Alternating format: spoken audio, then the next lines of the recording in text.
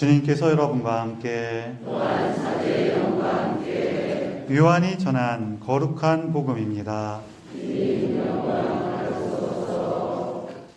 그날 곧 주간 첫날 저녁이 되자 제자들은 유다인들이 두려워 문을 모두 잠가 놓고 있었다.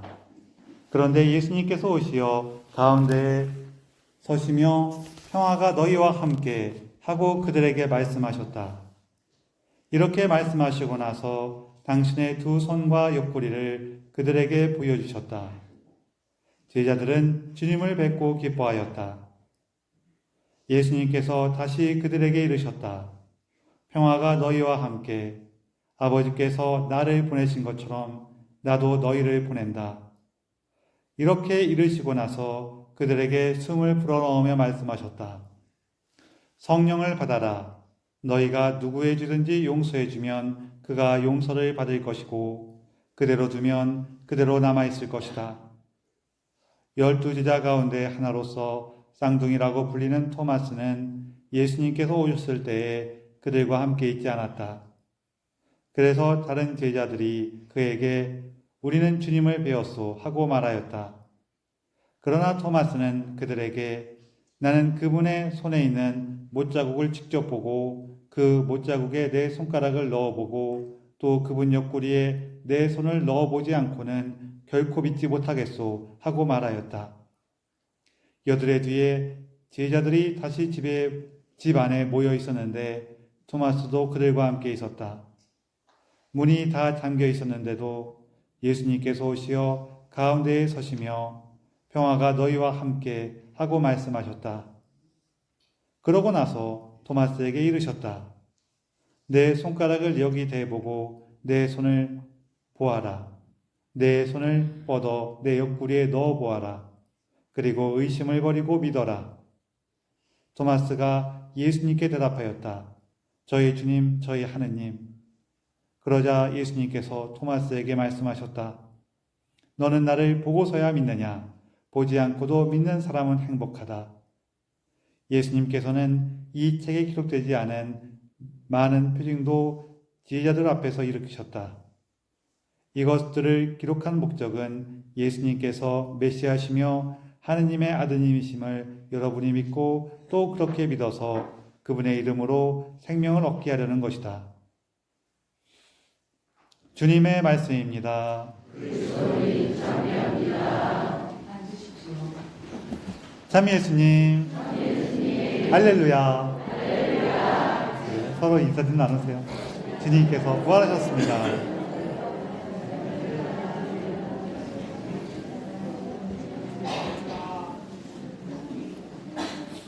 이제 어떤 6살짜리 충청도 꼬마 친구가 있었는데 기다리던 사람이 하도 안 오니까 이 꼬마 친구가 그러더래요. 한숨을 푹 쉬면서 기다리다가 7살 되겠네.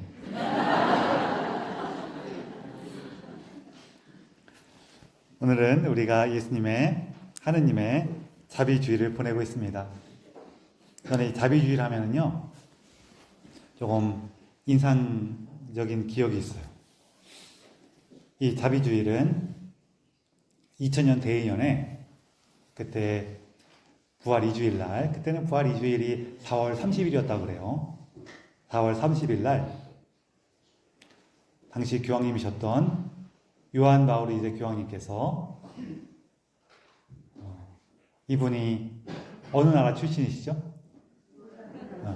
요한 바울 2세 교황님은 폴란드 출신이셨어요.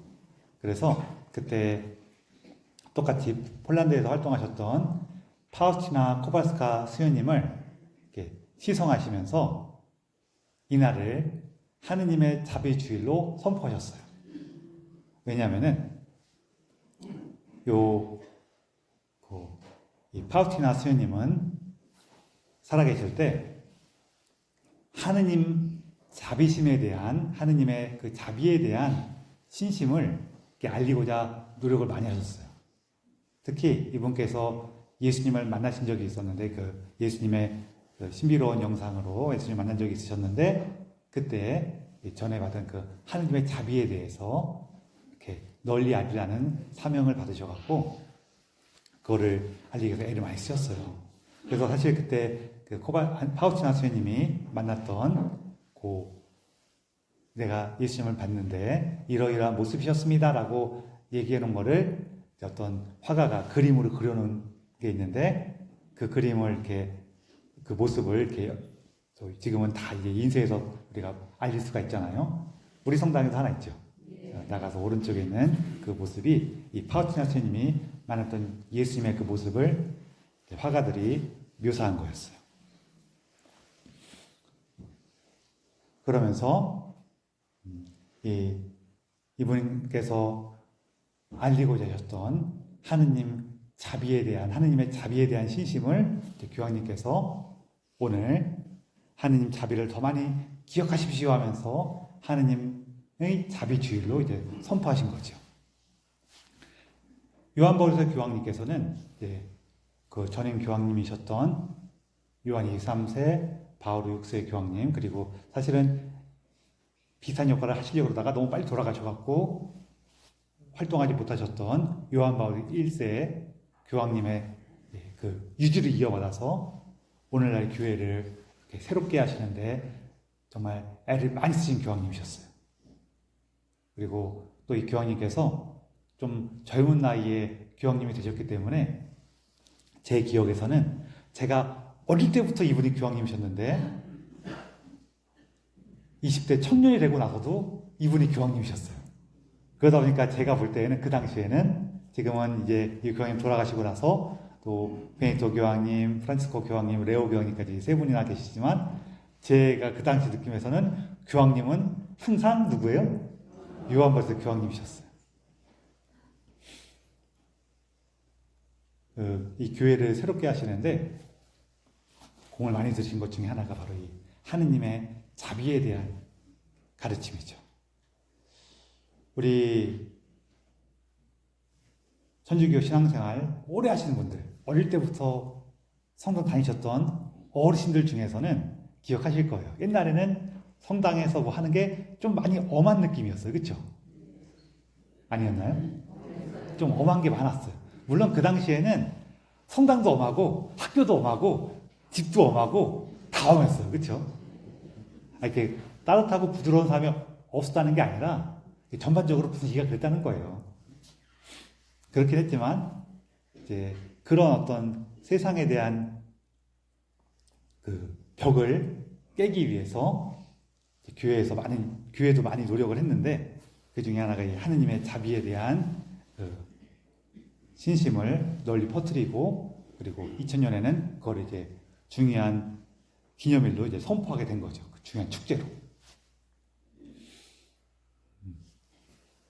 그리고 저한테 더 인상적이었던 건 뭐냐면은 2005년도에 교황님께서 돌아가셨는데 그때 제가 나머지 공부하느라고 로마에 있었거든요. 4월 1일 날 딱 금요일이었어요. 4월 1일 금요일이 부활 8일 축제 기간 중 금요일이에요.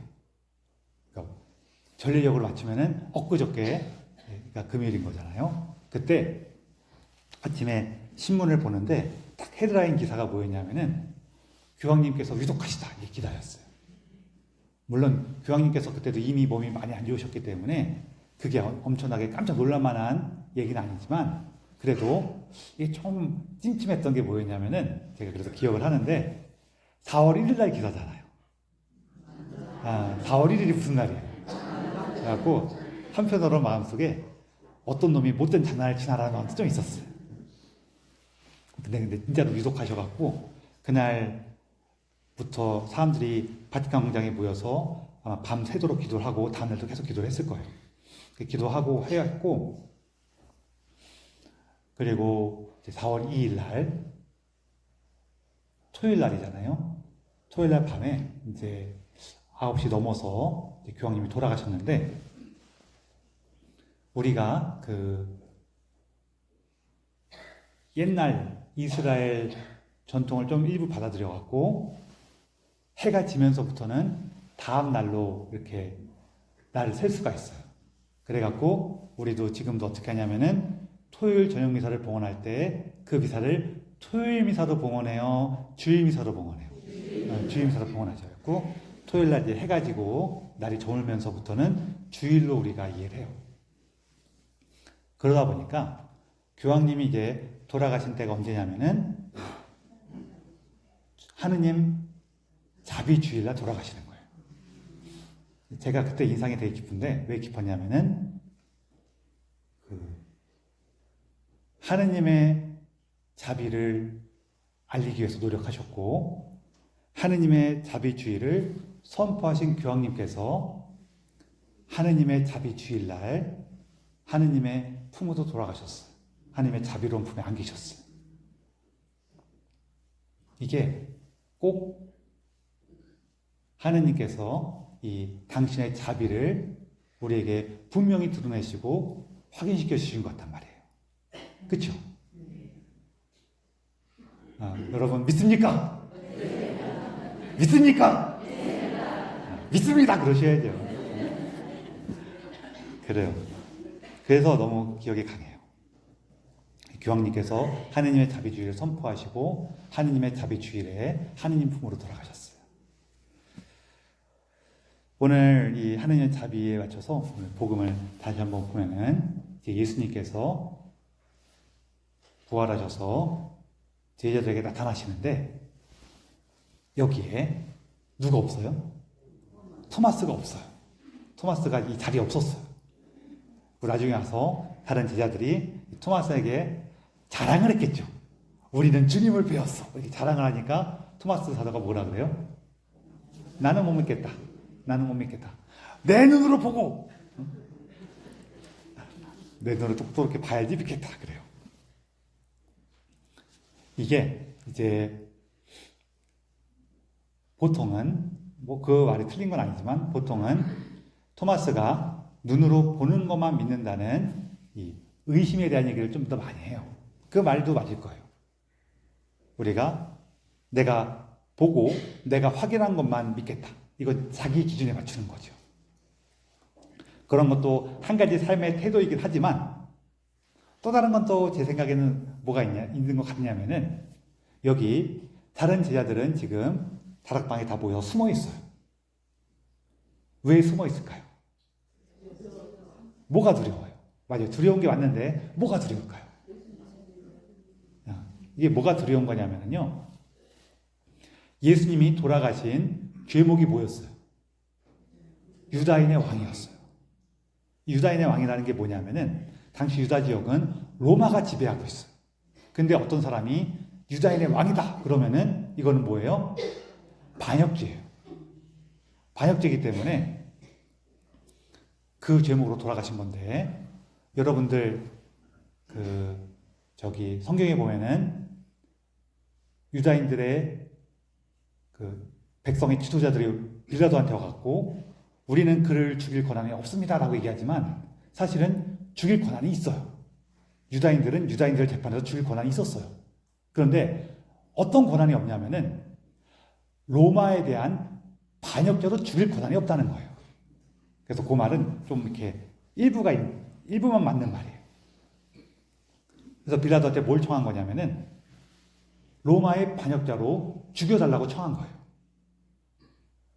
왜 그랬냐면은 유다인들이 백성의 지도자들이 자기 손으로 예수님을 신성모독으로 죄목을 지어서 사형에 처하면은 그 책임을 누가 져야 돼요? 자기들이 져야 돼. 이 골치가 아프단 말이에요.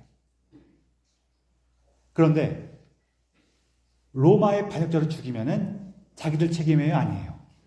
아니게 돼요.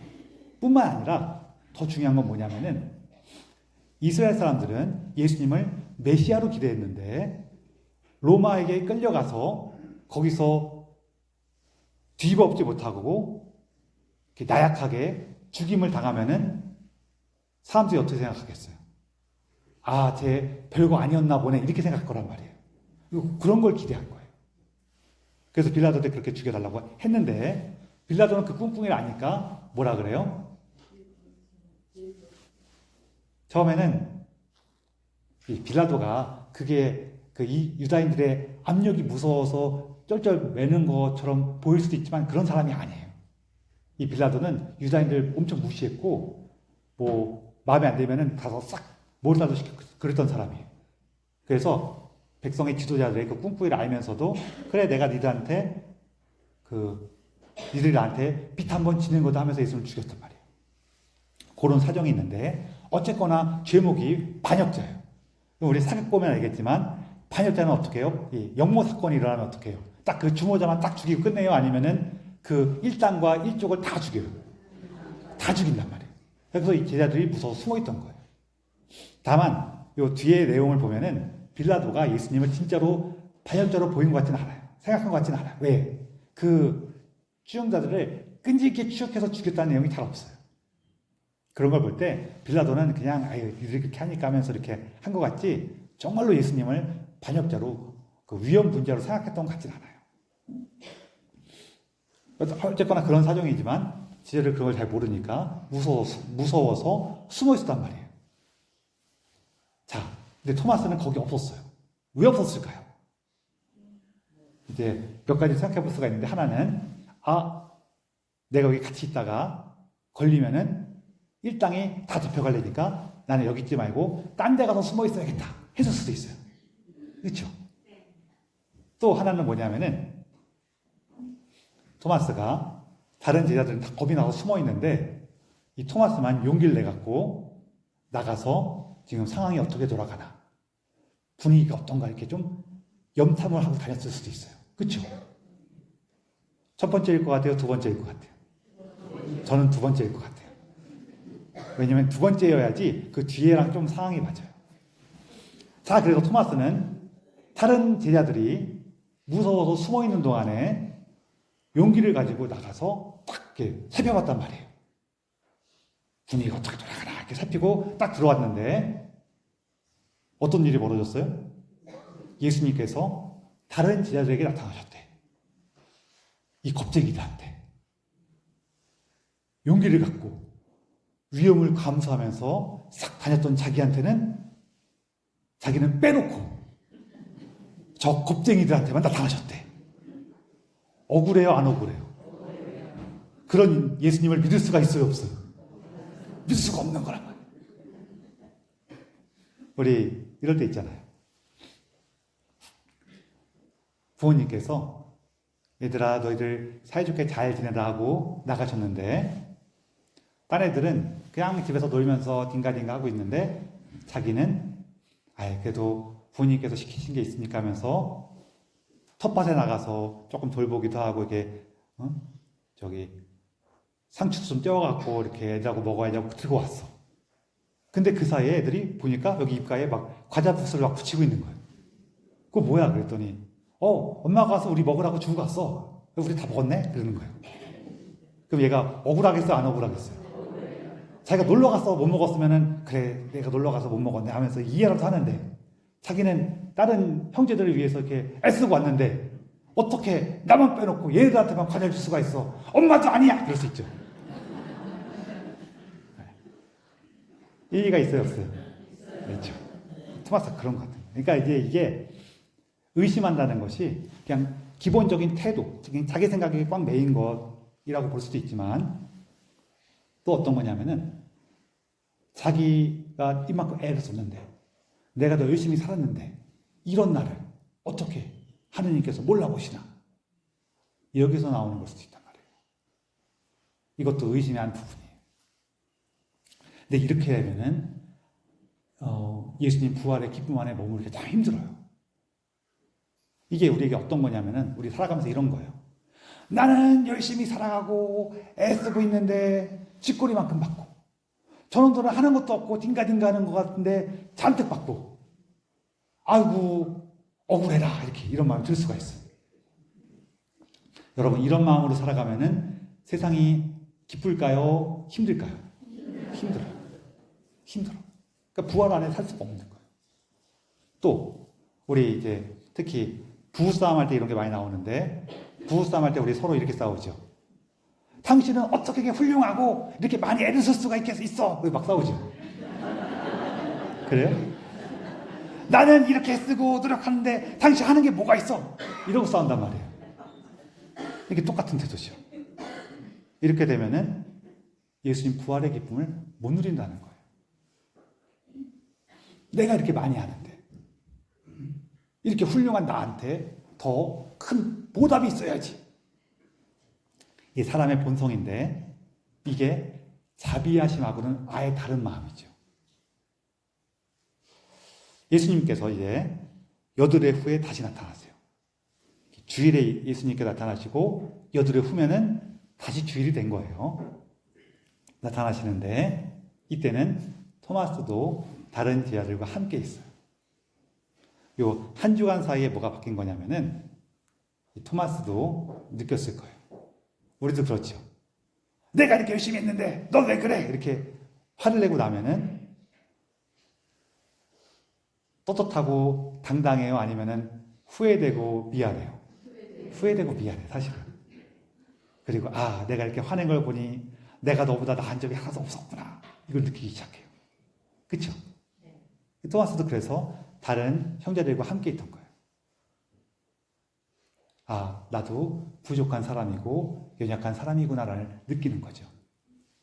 그런데 그때 예수님께서 오셔서 명백하게 토마스에게 말씀하십니다.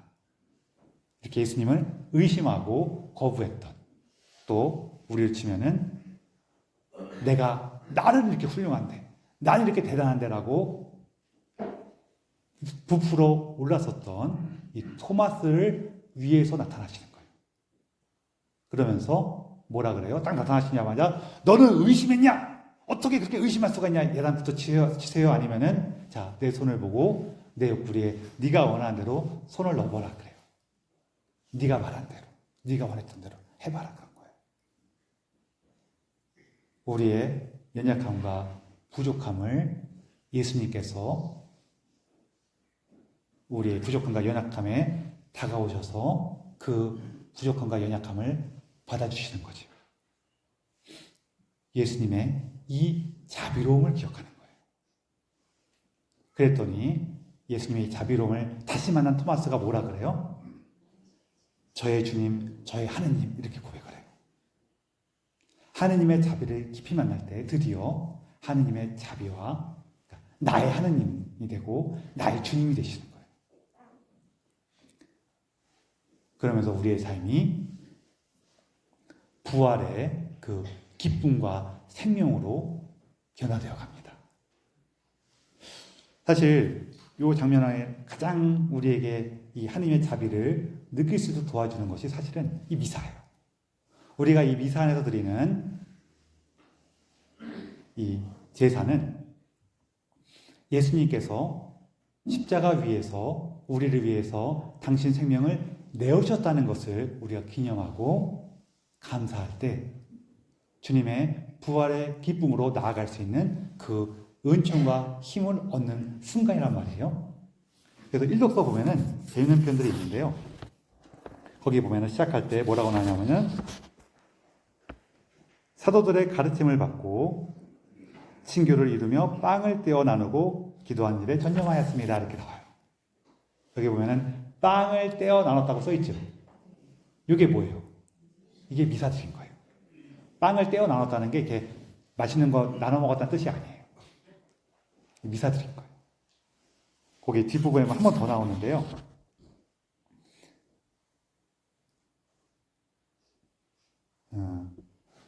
이 집 저 집에서 빵을 떼어 나누었으며 즐겁고 순박한 마음으로 음식을 함께 먹고, 이렇게 이어지거든요. 여기 보면은 빵을 떼어 나눈 게 음식 먹은 거였으면은 그 뒤에 음식을 함께 나눴단 말이 또 나올 필요가 없죠. 그래서 빵을 떼어 나눈 거는 미사드렸다는 특별한 의미를 얘기하는 거예요. 예수님 때부터 지금까지 우리는 이렇게 미사 안에서 하느님의 사랑과 자비를 다시 만나고 있어요. 그리고 사실 그 구절에서 재밌는 게 하나 또 있는데, 거기 빵을 떼어 나눌 때 어디에서 그렇게 했대요? 이 집 저 집에서 그랬대요. 그렇죠? 성당에서 하지 않고 이 집 저 집에서 했대요. 왜 그랬을까요? 성당이 없어서. 성당이 없어서 원래 가정에서 우리가 미사를 봉헌했던 거예요. 그런 초기 교회의 분위기를 이렇게 볼 수가 있어요. 그래서 여러분, 제가 마지막으로 한 가지만 말씀드리는데, 우리가 믿음 안에서 처음 세례를 받고 하느님을 만나기 시작하거나 혹은 오랫동안 신앙생활을 하다가 어느 날 문득 하느님을 더 깊이 만나게 되면요, 사람이 착해지고 좋아지는 게 아니라 조금 못해질 수도 있어요. 신기하죠? 하느님을 만나는데 왜 못해질까요? 이게 왜 그러냐면은 우리 마음속에 착하게 살아야 된다는 압박이 너무 강할 수가 있어요. 아, 우리는 착하게 살아야 돼. 열심히 살아야 돼. 이게 조금씩 있는 거는 언제나 좋은 일이거든요. 근데 이게 너무 강할 때가 있어요. 너무 강할 때가 있는데 하느님을 만나기 시작하면은 하느님께서는 내가 착하게 살 때고 착하게 살고 열심히 할 때만 사랑하시는 하느님이에요? 아니면은 우리의 연약함과 부족함까지도 사랑하시는 하느님이에요? 그렇죠? 부족함과 연약함까지도 사랑하시는 하느님이시라는 걸 만나기 시작하면은 내가 착하게 살아야 돼 라고 나 자신을 억누르고 있었던 데서 해방이 돼요. 해방되면서 조금 못되게 될 수가 있어요. 그래서 그때 나 왜 이렇게 못해졌지? 내가 뭐가 문제가 있나? 그럴 수가 있는데 그때 조금만 걱정하세요. 많이 걱정하실 필요 없고 조금만 걱정. 왜냐면 왜 조금만 걱정해야 되냐면은 이거 잘못하면은 너무 못돼지면은 힘들어요, 나중에.